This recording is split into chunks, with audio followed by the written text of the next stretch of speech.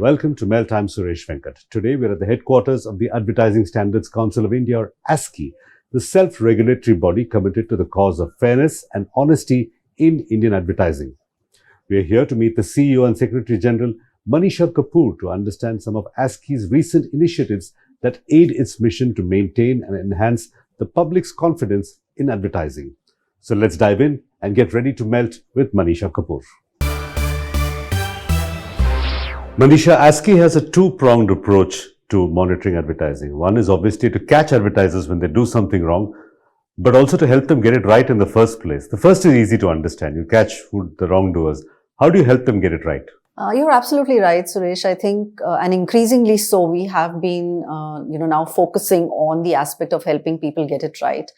When we do that, it's actually great for the industry because, fewer of their ads get into trouble. But it's also great for consumers because they see fewer ads that are problematic in the first place. To do this, we have a couple of, initiatives that we are running. So one is called ASCI Advisory, which is, if you're making an ad, you can actually run it past ASCI at a script or a storyboard stage where an expert panel will take a look and flag off if there are any issues that we think need addressing and that could lead to potential violations of the ASCI code. So that really gives the opportunity to advertisers and marketers to make sure that, these issues are taken care of during the production process. So that's one. I think the other thing, which is a little bit more long-term, is our focus on training, awareness building. We are, in fact, in the process of setting up what we call the ASCI Academy, which is essentially focused on helping industry get it right through training. So we are looking at not just people who are already in the industry, but also students who will soon be a part of the industry. So students of marketing, advertising, and of course, people who are already in the industry. And you will hear about this in the days to come, but that's an exciting program that we are putting together. In your opinion, who needs the training? Do brand marketers need the training? Do agencies need the training? Ad agencies need the training, or both? I think everyone needs training, right? It's not just because everyone, to my mind, anyone who's involved in the making of ads or approving ads needs to be aware of, what the guidelines are, what regulation is, what self-regulation is, and what are the rules governing the piece of creative you're making. So you may not necessarily be an expert at it. For that, there are legal teams. But when you're creating an ad, if you already know that something is not going to pass, it helps you focus your efforts on what you can do rather than kind of, have all that wasted effort at a later stage. So I think this is essential for everyone who's involved in the advertising ecosystem. Now let's talk about the violators. What kind of violations have you seen in the last year? What patterns are you seeing? So most of the ads that we see or we process are in the area of what we call misleading advertisements.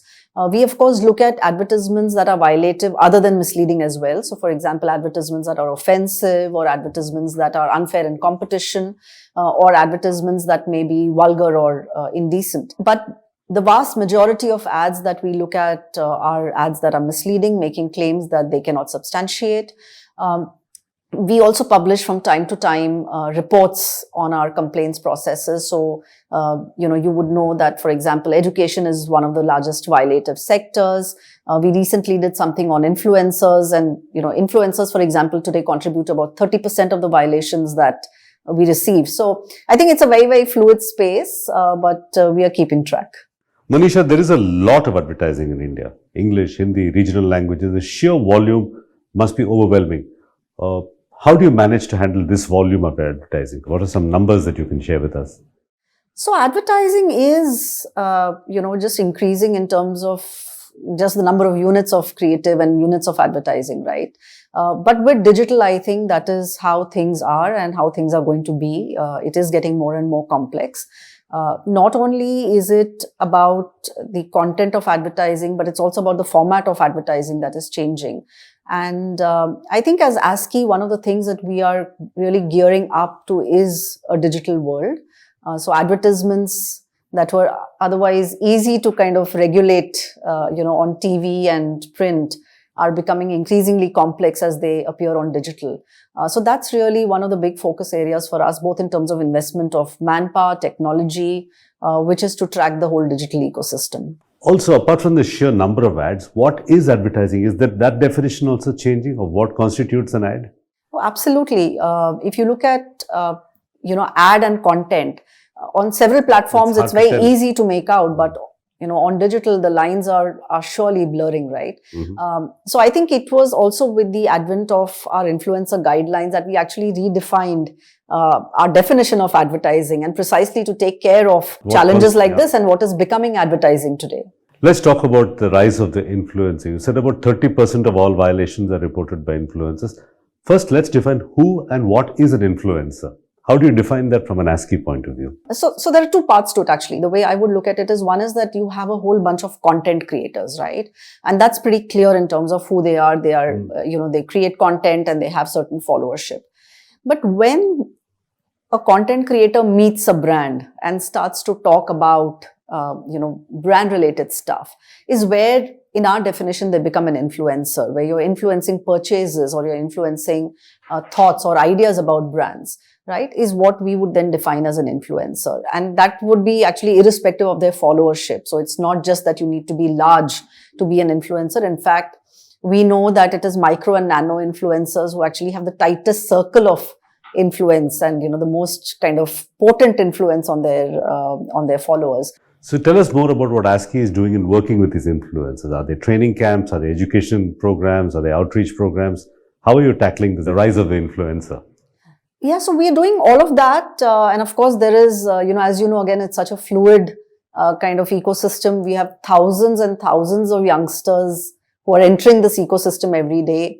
I think ASCI's own approach to influencers has been one of handholding, has been one of a lot of collaboration, because we understand that, these are people who may not necessarily have formal backgrounds in marketing or advertising, but they are great communicators, right? So we do work with influencer agencies, we work with advertisers. We did a lot of collaborative consultation when we were bringing out our guidelines. So we've been in constant touch with that ecosystem. Just a week ago, we had a huge summit, a brand influencer summit, where the top influencers of India and the top brands of India kind of got together to discuss what's happening with this ecosystem, what are the guardrails, what are the fault lines, what are the opportunities. We released a report as well called Wielding Influence, Nurturing Trust, which again talks of the evolving ways in which influencers can be viewed, not just on the basis of followership, but we've kind of identified actually 6 archetypes. So we are pretty invested in understanding more about influencers, working with them, and really having a very collaborative approach with them. So Manisha, influencers, of course, is a newer phenomenon, but celebrity endorsements have been around forever. Has anything changed in the world of celebrity endorsement with the rise of the influencer? Do celebrities need to be more careful about what claims they make or what brands they endorse? So I think everyone needs to be careful. Now with the Consumer Protection Act of 2019 laying very specific kind of penalties on influencers and on all endorsers actually. So not just influencers, but any kind of endorser. So you could be a celebrity or you could be an influencer. You are liable under the law to not make a claim or say something in the ad that could mislead your audiences. India does tend to be a nation that follows celebrities very closely and has huge trust in celebrities. And therefore, I think rightly so, there is a responsibility on celebrities to do their due diligence. And again, whether you're a big celebrity or a small influencer, the moment you are saying something to your audiences, you need to be truthful about that. And I think that's what the law provides for as well. We also found through some of the work that we've done in our own researches that trust is the number one factor. So transparency is the number one factor that contributes to trust in influencers. And the lack of transparency is the number one reason why consumers move away from influencers. So I feel trust is not just a nice to have thing. It's the very basis of the relationship between audiences and influencers. And I think influencers or celebrities need to now kind of, in their own self-interest, make sure that they are truthful to their audiences. Let's talk about the other side. What do brand marketers need to know about using influencers? There are actually a few interesting opportunities in the way that brands could perhaps use influencers, which is perhaps not being done today. We see influencers as not just last mile communicators, but these are people actually with deep insights about consumers. So I think there is a lot of opportunity actually, on how influencers and brands can work together. And we feel that that is still to be tapped. You recently deployed artificial intelligence technology to track advertising. How is that working out? It's working very well. It's, I think, the way to kind of go. And, we are developing our own expertise also in tracking influencers, in tracking brands online. So this is something, again, as I mentioned to you, we've invested, both training resources as well as technical and technology resources in doing that. Our team is kind of learning all of this, gearing up, and that's showing results. As I told you, about 30% of our complaint volumes and ads that we are looking at come from the influencer category, and it's only because of technology that we are able to track at least a part of this vast ocean of digital content and ads.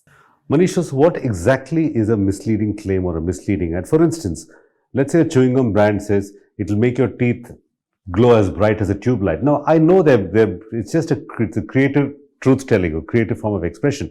I don't genuinely believe my teeth are going to replace a bulb or a tube light, but it's still a fun ad. Is that a misleading claim? Or where do you draw the line between creative expression and outright misleading claim?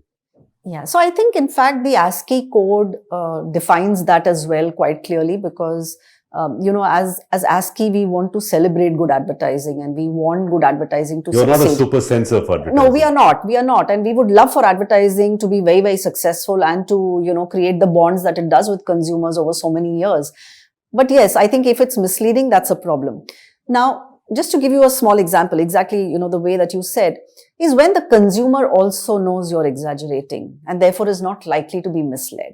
Right. So, for example, in the case where you said that, are my teeth really going to replace a bulb? Even the consumer knows that's not the case. And they are kind of with you, in that communication. They understand what you're trying to do. It's something to create excitement or entertainment at that point of time. Right. And that's fine. So, the fact that it is exaggerated to the extent where even the consumer knows that it's exaggeration is fine. But let's say if I had a pimple cream that took away my pimple in 28 days and I said, I'm just saying that in 3 days, and I say that's exaggeration, then we would hold that as misleading, because it's possible that the consumer believes what you're saying and, is not thinking in the same way. So especially on technical claims, etc., an exaggeration certainly becomes misleading. But yes, when something is said in a humorous way, where the consumer, so I think the test is, does the consumer understand that it's also exaggeration, versus does the consumer, if the consumer is likely to take that literally, then you should be careful. Do you have a jury of average consumers who you run the ad by? How do you judge that? So we do have a jury that actually comprises members of the industry as well as non-industry. So the jury, in fact, meets every week. So we have professors, we have consumer activists, we have lawyers, we have Ayurvedic doctors, teachers. So it's a wide variety of professions, and they kind of represent different constituencies in terms of how would a consumer look at an ad like this. So for us, it's important not just for the ad to also be technically right, but also in the way that it's understood by consumers, for it to be not misleading. And I think this kind of combination between the industry and various facets of civil society bring that balance. It's always a wonderful debate, at the jury, but I would say that about 95% of the cases that go to the jury actually come out with a unanimous verdict, which means that whether you're from the industry or whether you're not, when you see a piece of advertisement which is misleading, then both sides will kind of, vote in the same way. Let's talk about hypersensitivity. We clearly live in a hypersensitive world where we have to be extremely careful about everything we say. One of the jobs that advertising traditionally did was to provoke or to subvert society. So the right to free speech includes the right to maybe offend you a little bit. I don't care if I say something that offends you, don't watch the ad or don't buy the product. Where do you draw the line when it comes to this issue? Do we be oversensitive? Then you're so careful that everything sounds bland. Or if you're a little provocative, then what do you do about that? That's the brand's attitude. Yeah, I think the law is pretty clear on this, and so is ASCI. And what we say is that, something should not cause grave and widespread offense. And in fact, there are some very, very strong judgments that have come on what constitutes grave and widespread offense. So just to give you an example, the courts have also said that all of these need to be looked at from the perspective of an ordinary citizen and not a hypersensitive individual. So there are these judgments which are there in law, which also guide us in terms of what is allowed and disallowed. I do understand that this is what the technical issue is, that, but, with social media, etc., a lot of the, let's say, damage sometimes is done before, people may have an opportunity to address or, go to an impartial jury like ASCI or the courts. So I definitely see that as an advertiser dilemma, but I think, so my own feeling is that the brand should take on these things if it's willing to stand behind them. How is Indian advertising doing on gender sensitivity? Are we still using bikini-clad women to sell everything from soaps to cars to tires to plywood? The more overt forms of, gender stereotyping, I think, are on the decline, which is good. However, I think they have been replaced by much more subliminal kind of stereotyping, which tends to become very difficult to spot. And, because it's so normalized over a period of time. We did this study about a year and a half ago called Gender Next, which actually looked at over 600 ads, from in the recent years. So I think about 5 years, of advertising, and looked at several different categories. And it's very, very small things. So as you said, the more overt kind of sexualization, etc., you definitely see on the decline. I think that is by exception you would come across some of those ads. But for example, a credit card ad, which always shows a woman with shopping bags. And that only stands out because they never show men with shopping bags. Women shop and men go to work. Men are in suits and women are in shopping. So that's the subliminal message. I mean, it is not, women can have shopping bags. I mean, there's nothing wrong with it. Shopping. Yeah, but I'm just saying, but to kind of present it as that's the only thing that would do, or that only women might do this. Or you see auto ads, for example, where you now see the woman, present in those ads. But what are they doing in the ads? I mean, usually they're not in the driver's seat, they're in the passenger seat, or they're breaking a coconut in front of the, car when it's going. So or for example, I mean, that's my favorite actually, that you try and show a woman doctor, okay, or a woman who's, some kind of an employee somewhere and, some kind of an expert. But the only role you show for her in ads is when she comes back home, to kind of cater to her husband or the family or the kids.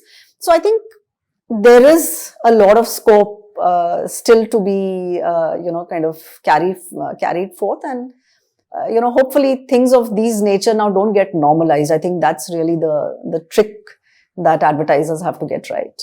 Let's talk about consumer protection. A lot of ads gather consumer data, from QR codes to email to this to that to sign up for this.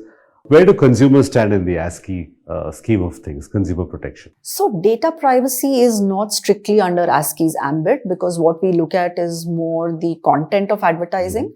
But yes, I think in the larger discussion on consumer protection, privacy is certainly, one of the most hotly debated topics, and rightly so. I think each of us, even as individual consumers, worry about where our data is going, who's hearing us, and what kind of messages we get served, when we casually had a conversation with someone, that, and of course, actual data collection. I think consumers must be aware for what their data is being collected and where it's to be used. It's overwhelming to read a single consent agreement. Absolutely. So I think those are issues. Hopefully the Data Protection Act, the policy will come through quickly. But yes, it is, I think it's the times that we live in where this is something that we are all exposed to and definitely needs some policy. So Manisha, what are going to be your priorities as CEO for 2023? I think our priority is really about the get it right part of, our work. Get it right in the first place. Don't get caught later. Yes. So, we will always have corrective action. So, that's not going away. But we are going to put in increasing efforts on making sure that misleading ads and problematic ads are not made in the first place. So, that's I would say our very, very high priority, for us. As I mentioned to you, we are creating an initiative called the ASCI Academy. You will see a lot of training, awareness building programs come under it, working closely with industry bodies, with academia, with, research insight partners, with the government. So a lot of work is kind of going to happen, in that area. And I think the other, but which is a slightly more long-term view, is how do we create an aware citizen in this country? UK, for example, being a fairly, much smaller country than ours, receives many more times consumer complaints than we do in India. And that's only because if there is a single misleading ads, thousands of people will write in. It is a huge cultural shift. So I don't expect it to happen over the next few years even. But I think we have to constantly kind of try and build towards a more aware citizen force, because to my mind, that's the true power which can eventually prevent misleading ads from happening. The consumers kind of are up in arms against ads that don't work well for them. Earlier in the interview, you said education is among the top violators in the country. I've also read that gaming, in the gaming industry, is amongst the top violators. Now, we may have marketers from both the education and the gaming sector watching this show. Any words of wisdom for them? Any advice to them on what they can do better in 2023? I would say one is that don't make a claim that you cannot substantiate. That's number one. And I think for gaming, we do have some very specific, kind of guidelines. We have a gaming guideline as well. And I think the idea is to not, address it to minors, to have the risk factors, plugged in the way that we need them, and not just as a, half a second kind of rush in the end, because you are then violating the guidelines. I think that's one. I think the only other advice that I may have for the gaming industry is that, be clear on the differences between yourselves and gambling, which is not allowed in this country. The more your ads look like gambling, I think the more problem people have with it. And I know the industry kind of is very clear that it is not gambling. And I think some distancing from it in terms of just the narratives and the way that they are speaking about it may be a wise thing to do. All right, Manisha Kapoor of ASCI, thank you very much for talking to us at Melt. Thank you. And with that, it's a wrap on this episode. You can follow Melt on social media. The handle is Ready to Melt, or simply log on to readytomelt.com. If you'd like to follow me, it's @Suvenk on Twitter. Till next week, goodbye and thanks for watching.